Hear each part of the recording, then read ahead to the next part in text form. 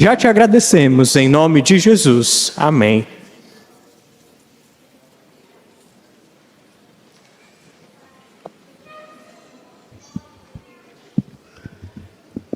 Meus queridos irmãos, vos saúdo com a paz de nosso Senhor Jesus Cristo. Primeiro livro de Samuel, capítulo de número 3. Quantos irmãos encontram? Minha sincera gratidão a Deus por mais uma vez estar aqui. Meus sinceros agradecimentos ao meu amigo pastor Clarismundo, presidente desta igreja. Também muito honrado em receber um convite do meu grande amigo Elias, meu amigo desde a juventude. Estudamos juntos. Quantos anos atrás, Elias? Uns 20? Mais, né? Mais de 20. Tem mais de 20. Fizemos o ETAD junto, acho que uns 20 anos atrás, mais ou menos. E o Elias sempre teve essa característica de ter uma devoção muito forte a Deus, um jovem muito inteligente, muito empenhado, e que desde a sua tenra idade já era percebido que ele tinha um lindo chamado da parte de Deus. Obrigado pelo convite, pastor Sancler, prazer revê-lo. Ver os irmãos da De Perus, estive lá com eles na Umademp.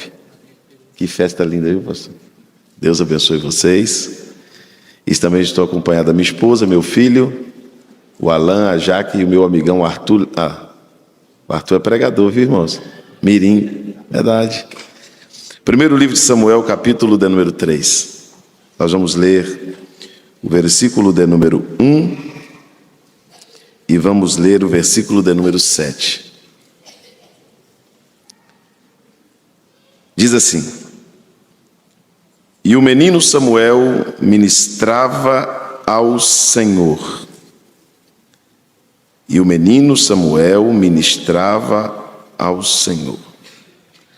E o menino Samuel ministrava ao Senhor diante de Eli.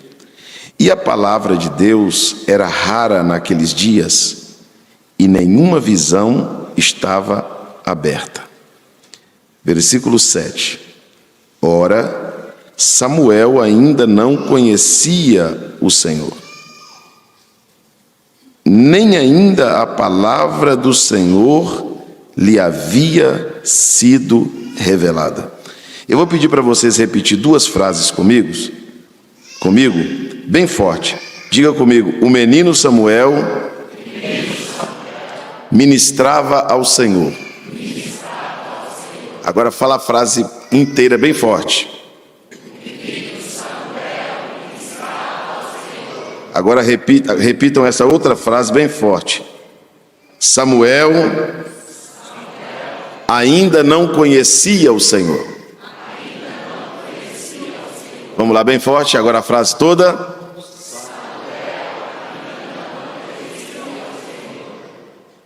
Parece que está invertido, né? Mas primeiro diz que Samuel ministrava ao, e depois diz que ele não.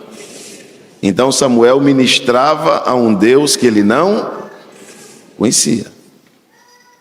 Samuel já ministrava, Samuel estava no templo, e eu gostaria de toda a atenção de vocês para falar algo que o Senhor Deus colocou no meu coração esta noite. Deus tem uma palavra para nós. Quem crê nisso? Pastor Clarismundo, o texto que nós lemos fala de um tempo que algumas coisas que aconteceu naquele tempo está acontecendo neste tempo. Naquele tempo estava acontecendo uma extinção vocacional. Os irmãos aqui que servem a Deus há 10, 15, 20, 30 anos vão se lembrar que há 20 anos atrás, em um congresso de jovens, no final dos cultos se fazia um apelo. Quem foi chamado? Quem sente que Deus tem uma obra missionária? Quem sente que... Irmãos, os jovens se atropelavam e vinham para o altar chorando. E ali, Deus separava aqueles que Deus tinha para cada tipo de trabalho. E havia um desejo muito grande ao ministério, a fazer alguma coisa para Deus.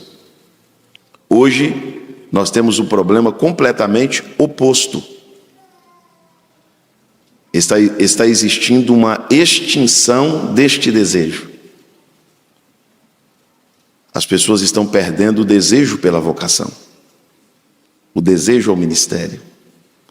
Enviar um missionário hoje está difícil. Levantar um presbítero, um evangelista, um pastor na igreja. Os pastores estão ficando preocupados, porque nós que estamos vindo, estamos demonstrando estar com menos apetite para isso. É tão verdade isso, que nós somos mais preparados e somos o que menos queremos. Há 30 anos atrás, teologicamente, secularmente, os obreiros eram muito menos preparados e eram os que mais queriam. E é por isso que eu aprendi que Deus nunca vai usar o melhor, Deus sempre vai usar o disponível. Então nós temos que estar disponível para Deus. Imagine os irmãos que Eli já era um sacerdote de idade avançada.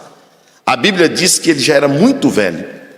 Os filhos de Eli, que na ótica sacerdotal, bíblica, deveria seguir seus passos, não seguiram. Os filhos de Eli não quiseram seguir os passos para o ministério. Os filhos de Eli profanaram o santuário, fizeram desordem com as coisas de Deus e não quiseram dar sequência a isso. Sabe qual a imagem que as pessoas da época tinham na cabeça? A mesma imagem que hoje muita gente tem. E qual é essa imagem? Qual é essa pergunta? Quem serão os pastores? Amanhã, quem vai presidir as igrejas? Não é essa a pergunta que as pessoas estão fazendo? Quando Deus levar os pastores mais idosos, quando Deus levar as irmãs do ciclo de oração, quando Deus levar os pregadores mais idosos, quem é que vai assumir esse lugar? Quem vai dar sequência a isso? Uma turma que tinha tudo para ser, alguns não quiseram, não deram sequência. E naquela época passou a acontecer duas coisas que nós estamos correndo o risco de também acontecer.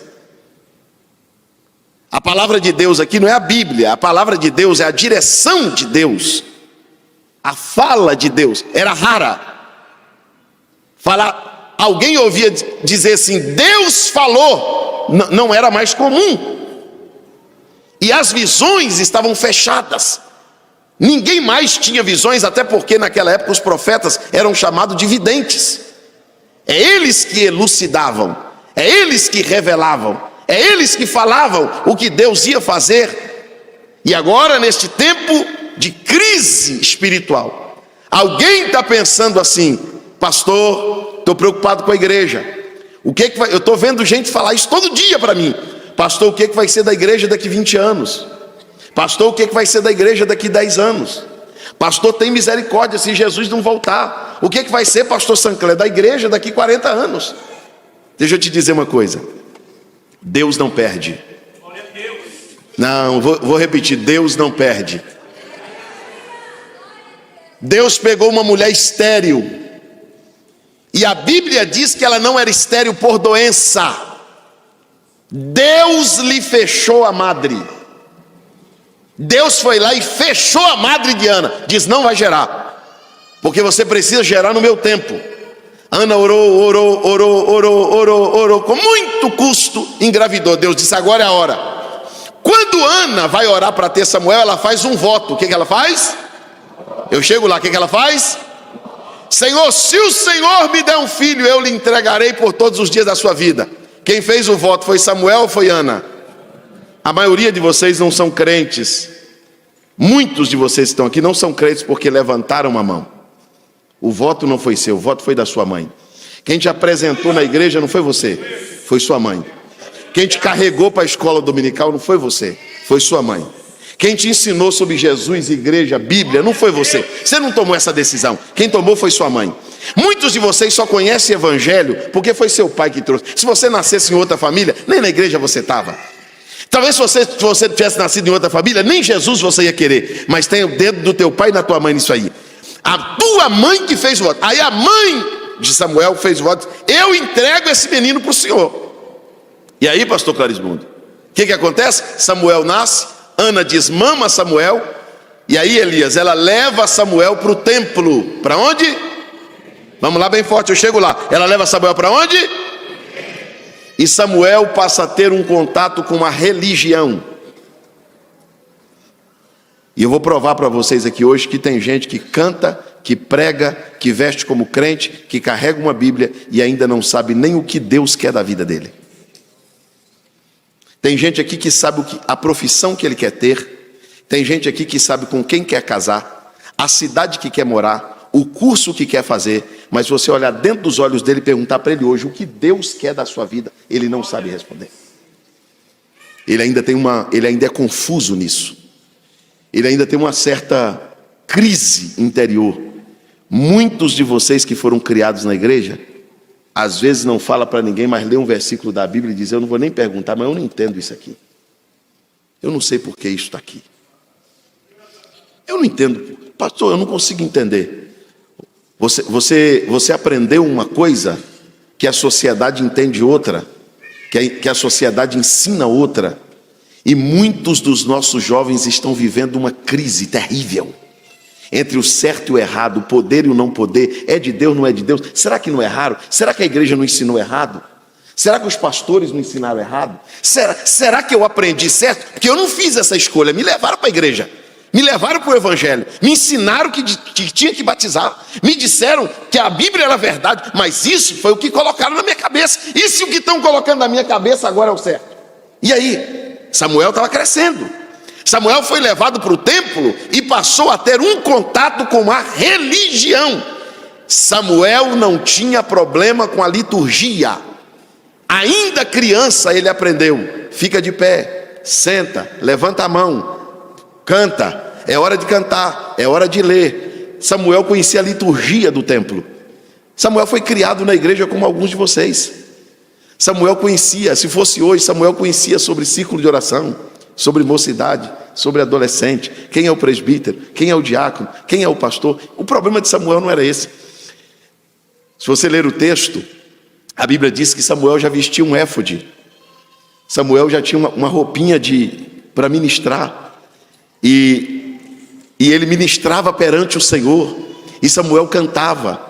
E Samuel ajudava Eli no culto. Os filhos de Eli não queriam saber, e Samuel já estava ali. E não sabia o inferno.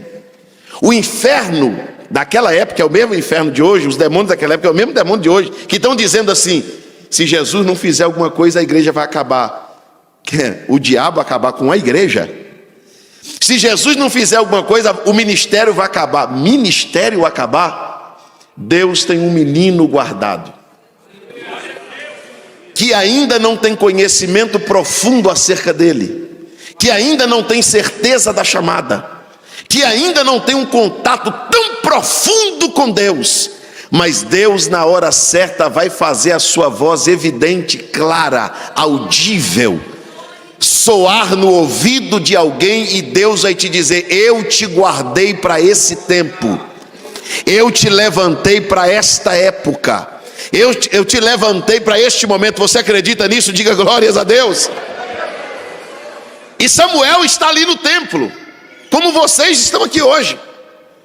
E Samuel, é claro que não são todos, mas eu vou ser corajoso em dizer que muitos de vocês ministram, mas não conhecem. Possa ter gente aqui que conheça Deus profundamente, mas uma grande parte não conhece. Ele conhece a liturgia, ele conhece o texto, ele conhece a doutrina, o ensino, mas ele nunca teve uma experiência pessoal com a voz de que ensinaram para ele: Deus fala, Deus é vivo. Você precisa ter uma experiência com Deus. Posso falar para os irmãos uma coisa? Esses dias eu estava numa convenção e eu fui falar sobre dons espirituais. Eu falei: irmãos, falar em dons espirituais hoje é falar em outro idioma. Porque se nós não estamos tendo mais batismo com o Espírito Santo, que é a coisa mais comum que tem, que todo crente recebia após aceitar a fé. Imagina falar sobre dons espirituais. Os dons espirituais hoje estão ficando extintos. E eu queria a atenção de vocês, porque eu prometo para vocês que eu chego lá. Nós não temos ausência de doutores na igreja. Na igreja nós temos engenheiros, médicos. É proibido? Não, claro que não. Dentistas, empresários, empreendedores. Isso é bom, sim ou não? Sim, isso é muito bom. Agora precisa ter alguém que ouça o Senhor. Precisa ter no nosso meio quem tem dons espirituais também. Precisa ter no nosso meio pregadores. Precisa ter no nosso meio profetas. Precisa ter no nosso meio quem ore pelos enfermos. Precisa ter no nosso meio quem expulse os demônios. Precisa ter no nosso meio quem discina os espíritos, quem interprete as línguas. Você está entendendo? Diga glória a Deus. Eu estou falando para jovens aqui, que lê um livro por mês, um livro por semana. Talvez você é o melhor aluno da faculdade. Talvez você é o melhor aluno da escola e parabéns por isso. Só que talvez você tenha tanta experiência numa área e é tão raso na outra. E Samuel acostumou, porque Samuel foi levado. Quem fez o voto foi Ana. Quem levou Samuel foi Ana. Quem criou Samuel foi Eli. E Samuel acostumou com aquela vida de um jovem crente.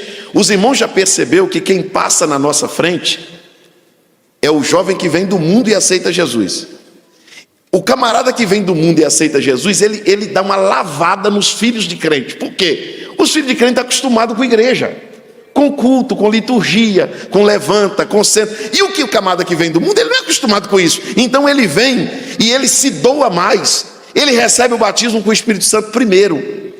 Ele quer ser obreiro primeiro, ele trabalha primeiro, ele é o que mais vem para a igreja, ele é o que mais cultua, ele é o que mais tem sede de Deus, porque ele não conhecia o que muitos de vocês conhecem, porque a alma farta pisa no favo de mel, mas para o faminto até o amargo é doce.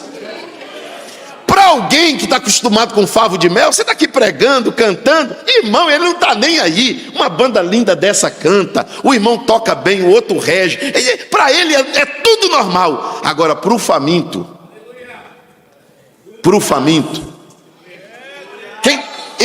escuta o que eu vou dizer. Quem está em culto todo dia, igreja, é criado nesse ambiente, eu vou te falar porque é o que Deus me deu na mensagem. Ele está tão acostumado na igreja que é um desprezo. Ele está tão acostumado com mensagem que é um desprezo. Ele está tão acostumado com culto que é um desprezo. Ele está tão acostumado com liturgia que para ele é totalmente normal. É por isso que você fica no culto ligando a câmera frontal no celular para ver se borrou o batom, para ver se o cabelinho está no lugar. É por isso que você conversa no culto, bate papo, levanta, toma água, vai no banheiro. Para você tudo é normal, porque você tem um contato muito forte com a religião, mas está faltando ter um contato mais profundo com o Espírito Santo. Eu quero que você levante comigo as suas duas mãos aos céus. Deus tem uma geração guardada. Deus tem um menino guardado, que ainda não entende muita coisa, que ainda não compreende muita coisa, mas Deus não vai deixar ele confuso. Deus não vai deixar ele perdido. E eu quero externar para os irmãos o que o Espírito de Deus está dizendo dentro do meu coração. Deus por esses dias vai gritar o nome de alguém. Deus por esses dias vai chacoalhar a vida de alguém, porque Deus te chamou para algo muito maior do que isto que você está vivendo. Você pode falar.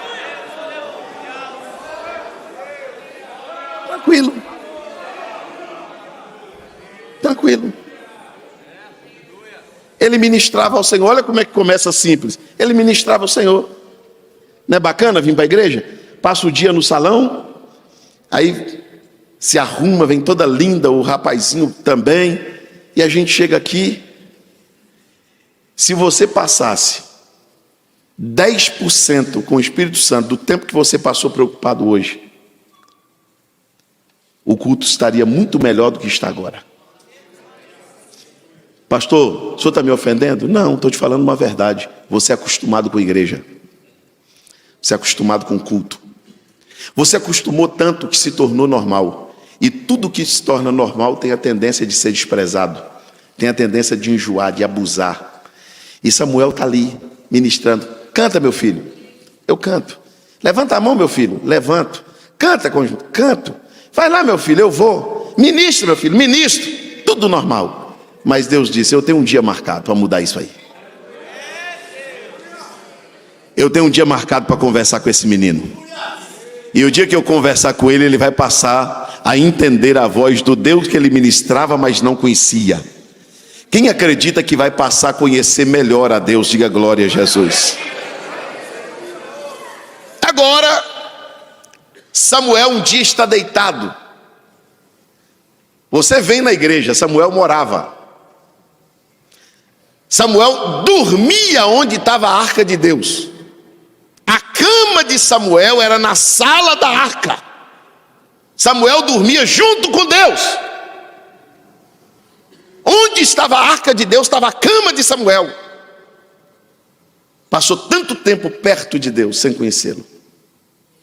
Passou tanto tempo ouvindo sobre Deus sem conhecê-lo. Passou tanto tempo cantando para Deus sem conhecê-lo. Passou tanto tempo falando sobre Deus sem conhecê-lo. Passou tanto tempo testemunhando sobre Deus sem conhecê-lo. Mas quando foi um dia, o velhinho Eli estava deitado, cansado, enxergava pouco. Uma voz bradou dentro do quarto, dentro do lugar que Samuel estava, e disse: Samuel, Samuel. O menino levanta e corre para Eli, porque a única pessoa que estava dentro do santuário era Eli. Só tinha os dois. Samuel era um menino que servia o ancião. Então ele disse: ele está precisando de mim. Correu lá e disse: por que me chamaste? Eli olhou para ele e disse: eu? Não, meu filho, você está ouvindo demais. Eu não te chamei. Volta e deita. Aí Samuel volta e deita. E a voz: Samuel, Samuel. Samuel levanta de novo, corre até Eli e diz: o senhor me chamou. Eli disse: não, meu filho, pela segunda vez você está dizendo isso. Eu não te chamei. Volta e deita. Ele voltou e deitou. Eu vou colocar aqui uma vírgula para te explicar uma coisa. Pastor, por que quando Deus chamou Samuel, ele correu para Eli? Porque entender a voz de Deus não é fácil. Deus não é visível. Deus não é humano. Não. Entender a voz de Deus não é tão simples como parece. É por isso que existe essa crise. Uma pessoa fala com você, você entende. Deus fala, você não entende. Uma pessoa conversa com você, você acredita. Deus fala com você, você tem dúvida. E Samuel levantava e corria para Eli. E Eli entendeu que Deus chamava o menino. Ele disse: Deus está querendo falar com esse menino. Ele disse assim: meu filho, faz o seguinte, você vai voltar e vai deitar. Quando a voz chamar de novo, não corra para cá. Lá mesmo onde você está deitado, você responde: fala, Senhor. Eu quero que você levante comigo as suas duas mãos aos céus. Bem alto, bem alto. Eu vou ser breve. Bem alto, bem alto, bem alto. Tua mãe já falou. Seu pastor já falou. Seus amigos já falaram. Alguém que está em tua volta já falou. Mas chegou a hora de você não correr mais para Eli. Eli já entendeu que Deus está chamando você. Agora a escolha não é da tua mãe. Não é a tua mãe agora que vai dizer: meu filho vai ser pregador, meu filho vai ser pastor, meu filho vai ser presbítero, minha filha vai ser dirigente da congregação. Não, agora já não é Ana, agora já não é Eli, agora já não é o pastor da igreja, agora já não é o líder da mocidade. Agora já é uma conversa pessoal entre o menino e a voz que era rara. Segure as mãos levantadas aos céus. Haverá uma quebra de silêncio aqui hoje. Elebaia surientria quemintre ofórgia. Haverá uma quebra de silêncio aqui hoje. A voz de Deus vai bradar no espírito de alguém aqui hoje. A voz de Deus vai bradar na alma de uma moça aqui hoje. E a moça que já ouviu a mãe, o pai, o pastor, o irmão, vai ouvir a voz que ela ainda não tinha intimidade de ouvir sempre. A voz que era rara, a visão que não era frequente, vai acontecer. E vai haver um virar de página na vida de alguém que tinha contato com a igreja, mas não tinha com o Espírito Santo, que já ministrava, que já temia, que já acreditava, mas não tinha uma intimidade mais profunda. Chegou a noite de você mergulhar na chamada, mergulhar em Deus, mergulhar no que Deus quer para a tua vida. Se você concorda com isso, glorifique o nome do Senhor, porque Deus está dizendo que tem algo maior para fazer.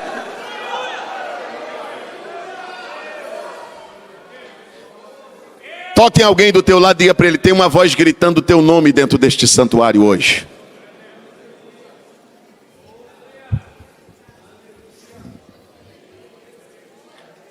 Sabe o que o Espírito Santo disse para mim, pastor Sancler? Que a voz de Deus muitas das vezes grita o nome de alguém que está na balada, na maconha, na cachaça, no pecado, na prostituição, porque esse grito de Deus é comum. Mas tem hora que a voz de Deus tem que chamar quem está no templo. Espera aí, pastor, mas como isso? Se já está no templo, para que ser chamado? Já usa éfode de linho, já ministra, já canta, mas ainda não tem uma experiência profunda com o Deus que Ele mesmo crê. Existem perguntas não respondidas dentro de você. Existem pessoas aqui que não sabem ainda o que quer. Posso te falar a verdade? Uma das coisas que eu não faço mais, já tem alguns anos que eu não faço. Eu tinha um negócio de pregar, quando eu era um pouco mais novo. Aí quando eu terminava de pregar, eu falava, quando eu pregava sobre arrebatamento de igreja, eu dizia: quem não tem certeza da salvação, vem para o altar. Aí vinha muita gente. Quando foi um dia eu comecei a ficar com vergonha. Eu falei: Jesus, eu chamo o povo que não tem certeza da salvação. Depois eu vou fazer o apelo.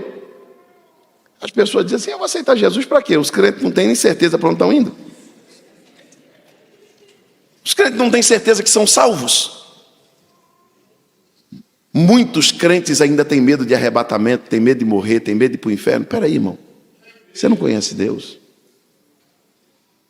Não, tem gente que não conhece Deus ainda. Ele conhece a religião, ele conhece o santuário, a denominação, a liturgia. Ele carrega uma Bíblia, mas ele precisa ouvir uma voz. Mas não ouvir de forma coletiva. Escute o que eu vou lhe dizer, eu vou chegar lá. A voz não foi coletiva. A voz foi pelo nome. Deus não vai tratar vocês aqui hoje de forma coletiva. Deus está dizendo: hoje eu estou trabalhando na individualidade. Hoje eu vou chamar o indivíduo. Hoje Deus não está dizendo assim: para quem servir? Não, Deus vai chamar o menino pelo nome. Deixa eu dizer para vocês uma coisa: precisa de alguém para dar sequência. Pregadores, não pode acabar. Eu passei em frente a uma igreja, eu não posso falar o nome aqui. Hoje tudo que a gente fala é filmado, viu, irmão? Eu passei em frente a uma igreja no centro de Santo André. Tinha um pastor Carismundo, uma porta de vidro bem grande. Diante do Espírito Santo, eu estou dizendo para os irmãos, tinha uma placa na porta da igreja: contrata-se obreiros. Eu disse: Jesus, na minha igreja o negócio não está fácil não, mas nessa está pior. Entende? Colocou lá até o benefício que era dado.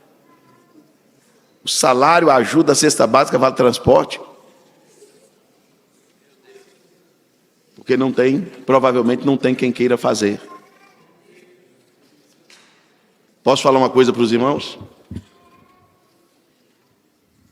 Esses dias eu fui num lugar, levantou uma pessoa falando, eu falei para o pastor da igreja assim: pastor, é o diabo que está falando ali. Ele disse: não, pastor, essa mulher é uma profeta aqui na igreja. Eu falei: é o diabo, pastor. Não, é o diabo, pastor. Eu tenho discernimento de espírito. O diabo está falando na boca daquela mulher. Ele disse: se é o diabo, então repreenda. Eu fiquei de pé e mandei. Quando eu falei, caiu endemoniada. Ele disse: pastor, tem 10 anos que ela profetiza aqui. Eu falei: tem 10 anos que o diabo está falando aqui. Se não tem quem discirna os espíritos, o diabo deita e rola. Aí Os crentes falam em língua, não tem quem interprete. Cheio de gente doente. A gente é tão incapaz que a gente pede para Jesus curar, porque ninguém tem dom para pôr a mão no enfermo e curar. Aí a gente quer que Jesus cura por soberania e não por dom. E no tempo da igreja não é por soberania que Jesus faz milagre, é pela mão dos crentes. Mas não tem quem ore pelos enfermos. As pessoas não querem orar mais pelos os milagres estão se extinguindo. E nós estamos com um monte de gente na igreja, acostumado com a religião, com a liturgia, com o culto, e parece que está tudo normal. Mas uma voz vai gritar no santuário. Levanta comigo as suas duas mãos aos céus. Eu sinto a presença de Deus nesta casa. Derebaia sei manturi errévia. Fecha os teus olhos só por um momento. Deus, eu falo com autoridade e certeza. Deus está separando pessoas aqui ao ministério. Deus está separando pessoas aqui para missões. Deus está levantando aqui jovens que vão dar sequência ao ministério. Pastor, eu nem sabia que Deus tinha um plano tão grande comigo. Muitos de vocês não sabem que estão sendo guardados para um tempo, para uma hora, para um momento, para uma fase deste mundo. Você não está no santuário à toa. Você não é uma árvore que nasceu por acaso. Você não é alguém que nasceu por acaso. Tudo estava programado por Deus. Tudo estava, vou dizer de novo, tudo estava programado por Deus. Deus vai fazer um reboliço na tua vida espiritual. Deus vai te despertar como nunca te despertou antes. Você pode dizer para o teu irmão: eu sinto que Deus está te chamando esta noite. Deus está te chamando esta noite. Canabia sui derebianai.